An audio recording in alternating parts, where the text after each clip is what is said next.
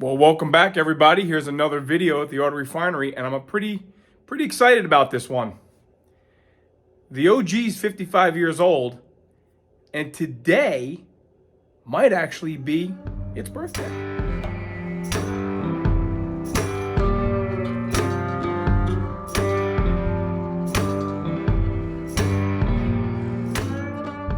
All right, here we go. The OG, my first car, the 69 F85 W31 that I have owned since October of 88. But more importantly than that, I feel, is announcing that today, January 27th, is a pretty significant day in this car's history. Exactly what happened that day, we can't be totally sure, but I have my ideas. And I'd love for everybody who's watching, if there's a guy or gal out there that's got a better idea of how this shakes down, please help me out. All right, here we go. CalTag breaks down 69 33277 is an F85 V8 car. LAN means it was built in Lansing, Michigan. 266479 is the body number. It is not the VIN number. It's the body shell ID number. This is all done at the Fisher plant before the car goes over to the Lansing Oldsmobile plant, okay? So this is all information that's important to this particular car at Fisher when Fisher's assembling the shell. The trim is 900. That means black vinyl bench seat. 7575 Aztec Gold upper and lower, not a two-tone car. There's no painted top. There's no vinyl top. Here we go. B90 is the stainless brightwork around the window trim. Fisher needed to know that. But very importantly here, 01D. That's a time-built code on everybody's CalTag, and a lot of times you'll hear people say, oh, my car was built fourth week of January. And that is true to some extent, okay? That tells you when Fisher was scheduled to build the body. Fisher Body across town from Oldsmobile had to actually make this body, right? These things didn't just happen. They had to take these pieces of metal, stamp them, form them, weld them, and then affix these tags to the cowl. That tag began the identification process of the shell prior to VINs. So once that tag goes on, now that car begins to earn its identity, okay, in the Fisher plant. The tag goes on after welding is done. Obviously, the upper cowl had to be welded to the front part of the cowl. That was done. CalTag was on before painting was done. So that CalTag gets permanently affixed to the shell at exactly what point, right? They got to weld the body together to make a car. In effect, this is what Fisher needed to know to complete the accurate construction of the body. It is basically the menu board that traveled with the car while at the Fisher building, while under the Fisher's responsibility, the Fisher plant's responsibility, okay? 01D, that's when they were scheduled to build the car. Fourth week of January. Well, it's pretty vague. There's 7 days in a week. So why does today mean something to us? Well, luckily, when I was a kid and I was taking the car apart, up behind the back seat, now I will tell you, I understand this car's got Cutlass upholstery because when I did this car, there was no F85 upholstery available. But I took this back seat out and I took that package tray out and I found this bad boy. And what this bad boy is the broadcast card. This is the original and genuine article. Over on the wall here, on my nice board on the wall, is just a photocopy of all the paperwork. But as I've shown, I have all the original paperwork. This is just a tag, which I thought was pretty cool, was underneath the original rubber mat when I took that out, which was so corroded. But I just saved it. Okay, here is how the broadcast card, that's what this is referred to. This is not a build sheet. This is a broadcast card. This is a card that was actually part one of two. You can actually see it says first card, and then the second card sometimes is below. But this fairly often in Lansing was left in the car at Fisher. At Fisher, not at Oldsmobile. So this is when Fisher said, we're done. So let's break down the broadcast card to the best of my ability. And please, like I've said in the past, I got big shoulders. I don't mind constructive criticism. If I mess something up, let me know. I'm happy to fix it. Broadcast card starts with a sequence number. Now, this is just coincidentally 212. I've beat this like a drum. F85, W31, pretty common knowledge in the Oldsmobile world. There were 212 F85 W31s built in '69. This is not, guys, this is not the last F85 W31 built. It's a pure coincidence that the sequence number is 212. And my opinion is that sequence number is, this is the numbered identification for the car sequence built that day. 212th A-body built that day. January 27th. My opinion is that this is the date Fisher was done building the shell, prepped to roll out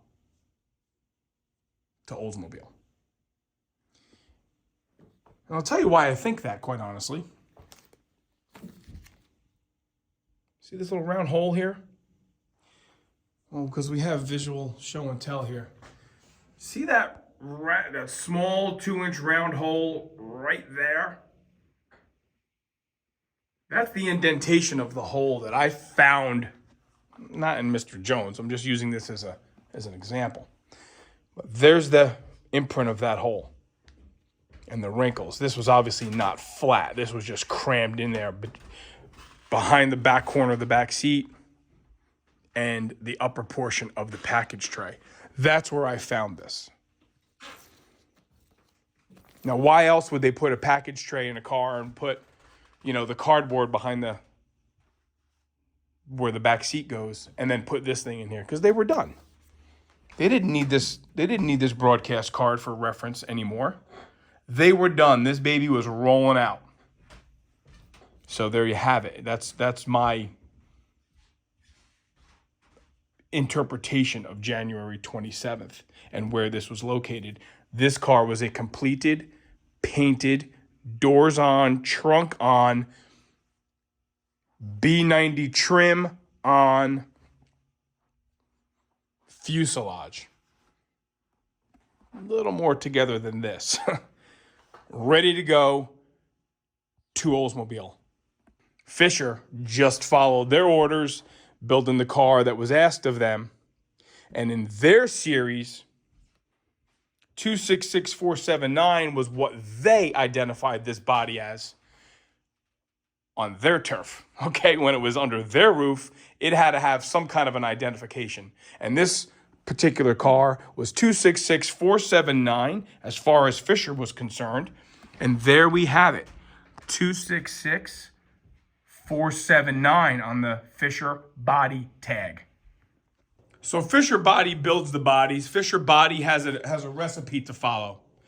And Fisher Body doesn't just start throwing bodies together and saying, here, Oldsmobile, make something out of this. Fisher Body knows they have to take an F85 coupe, club coupe here. And they know they got to paint it Aztec gold, upper and lower, according to their order form, which is the broadcast card. 75, upper, lower. They know it's 900, which in this case is black vinyl bench. Do they really care?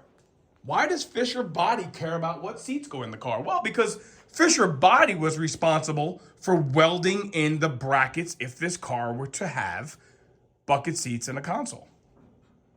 You see how this works? Fisher Body, although owned by GM, was a subcontractor. Fisher Body needed to know what to do under their roof so that Oldsmobile could do the detailing of it under their roof. Stuff like W31 didn't matter. They didn't care in 68 and 69. 1970, they began to care because they didn't have to start punching holes for body side moldings and stuff in 70. Now, they knew this was an F85, so they knew it wasn't going to get the Cutlass S trim along the body line here. So Fisher had their recipe to follow. Then it got on a truck, went across town to Oldsmobile.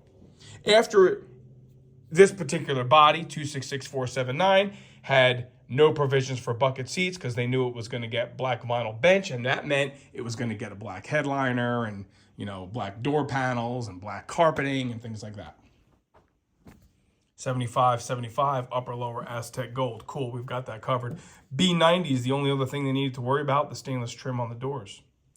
D11028, after some research, I never really knew what this was. These are not really option numbers. These don't correlate to things like, options and features on the car. What these actually correlate to other cars that have more paperwork. D11028 would be the dealer order identification number. Okay, and that just starts giving an idea of where this car is going to go. This is the responsibility. This is who's responsible for all of this. The dealer order form, the dealer order is what verifies that this car was supposed to be an Aztec Gold F85, black interior, no bucket seat with stainless brightwork. January 27th, the OG rolls out on its way to Oldsmobile to become a complete car, front fenders, hood stripes, all done at Oldsmobile, W31, for, outside air induction scoops, all done at Oldsmobile, not at Fisher. So according to the original assembly manual, not the Fisher body service manual, but the actual assembly manual, you can see that there are portions of the VIN that were actually pre-stamped. And then later on, certain sections of the VIN would be done at the assembly plant. And then the VIN was affixed. What this tells us here is that, real quick, 696,740 Oldsmobiles were built in 69. 5,541, that's 5,541 of those Oldsmobiles were F85s with V8s. And like we've said numerous times, 200, those are built everywhere, all over the country, including Canada. 1969, F85 with a W31, we know there was 212 of them. Those were only built in Lansing, Michigan. So it gets pretty dicey when you start getting down there, and it starts really getting important to me when you own these cars. Where do they fall? Where do they fall in the production line? I have some cool things here that this video wasn't supposed to include a lot of this stuff, but where do you draw the line? I have a hard time drawing the line when I talk about this stuff because just like building a car, just like restoring a car, talking about it doesn't really have a beginning and an end. It just kind of morphs into the next chapter. What started this was I was going to do a video, January 27th, yay, happy birthday to my car. But what part of it are we celebrating? Because now we have something to work with. January 27th, in my opinion, is when it's a completed painted shell, leaves Fisher, goes across town, goes to Oldsmobile, becomes a car. When? January 27th is a Monday of 1969. January 27th is a Monday. So this car got completed Fisher on a Monday. I'm sure Fisher wants all their stuff the heck out of there ASAP. Oldsmobile receives the car, and Oldsmobile is able to effectively accomplish the goal of building this car in the 4th week of January because they received it very conveniently on a Monday. Here's something I want to share. Car wasn't sold brand new until April 1st. Everything is on schedule. Everything is on schedule. And it gets on a train and it goes down to Tallahassee, Florida, and it sits on a lot at Courtesy Oldsmobile until the original owner purchased it on April 1st of 69. Foreshadowing there. Just a little snippet, hint, hint. Okay, this car was also purchased 55 years ago this year. Another thing I have, which is really kind of cool, is we have the protector plate. I'm going to just cover the original owner's information there for now. I'm sure everybody understands. But the protector plate goes with the car, and this is issued at the dealership. So it becomes actually somebody's property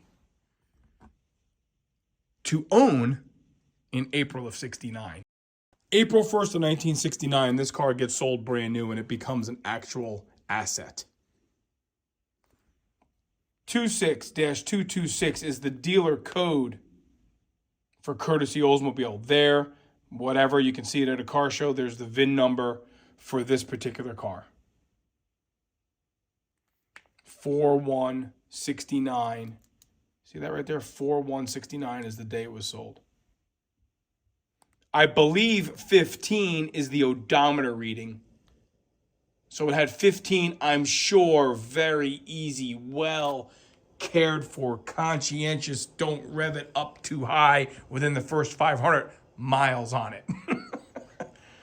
I'm sure nobody who worked at Courtesy Oldsmobile took this car out with a 4-speed and beat on it in those first 15 miles. No way. I'm not quite sure what that 100 means. I don't know what that means. We know 26226 is the dealer code. We know the VIN, 4169, the day of sold. I don't know what those are. And I'm assuming 15, because I've seen it on other protector plate breakdowns, is the mileage, the odometer reading when put into service. So cars start getting different birthdays, right? And it's just something I've always been interested in. All these significant dates. The earliest date we can verify on this car, in writing, on paper, is what I have luckily enough found on the broadcast card that says 0127. Maybe some people will say that was when this was ordered by Fisher. And maybe this was actually stamped 0127. I don't know. Maybe that's right. I don't know that Fisher would have a directive even within themselves that was that specific. This particular body number was supposed to be built on the 27th, or was it maybe the day that the body was ordered? I guess that's a possibility too. I guess this dealer order code could simply coincide with January 27th. And this is when this became an order. I guess now that we're talking it out loud, that could be. And this was printed days before the car was done. I know there's Oldsmobile guys out there that watch our channel. I know there's some high rollers, some big dogs. I'd love for you guys to chime in. I really would like you guys to be a part of this dialogue, let's say. I don't want to be parroting what I say is the law. I don't really know that anybody knows the law. What is it? What is this day on the broadcast card, guys? Is this the day that the body was completed? Is it the day the order was made to Fisher? Is it the day they started it? Is it a target date? You definitely have some looseness when you just have a whole week to work with, 01D. Unless you happen to have been there or you happen to have some sort of a document, there is a case. I have seen one. It's a red W30. This guy's got his dad's car, and there's a picture of a relative build sheet from 1969 Lansing. I guess is always a possibility. I've never found it. I mean, I've never had the door panels off. I've never had the dash apart. Body's never been off the frame. I have had the gas tank out. The actual build sheet from Lansing, I'm not expecting to ever find. All we can go on is the January 27th. Still a cool day. Let's open a dialogue, maybe. Let's open a dialogue of guys that have broadcast cards, guys that have protector plates, people that maybe are the original owner of the car and can say, you know what, that date coincides with when I ordered the car, when I received the car, when I took the car home, whatever. Maybe there's some clarity that we can get out of this. What I'm thinking, my opinion, until I'm educated otherwise, and I'm willing to be educated otherwise, this was the day the car was completed at Fisher. In this case, January 27th. Broadcast card got shoved in the car at one of the last things Fisher needed to do. That was the day. That was the ticket day.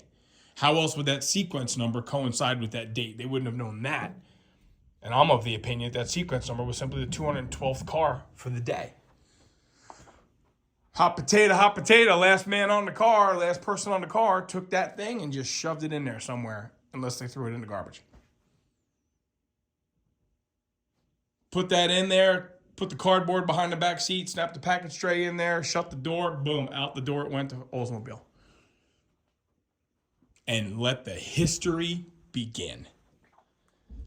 Let Oldsmobile build it, let Oldsmobile ship it, let Courtesy Oldsmobile sell it, and then it's out there. And it all starts 55 years ago today. Cool stuff, I think. Hope I didn't bore everybody. I'm sure I did. Let's open a dialogue. Thanks for watching. Really appreciate everybody watching. And hopefully, you're going to see more of the history of this car, because 55 years ago, it was bought new. So we're going to celebrate 55. 55 and it's still alive. Pretty cool, huh? Okay. Thanks for watching. See you next time.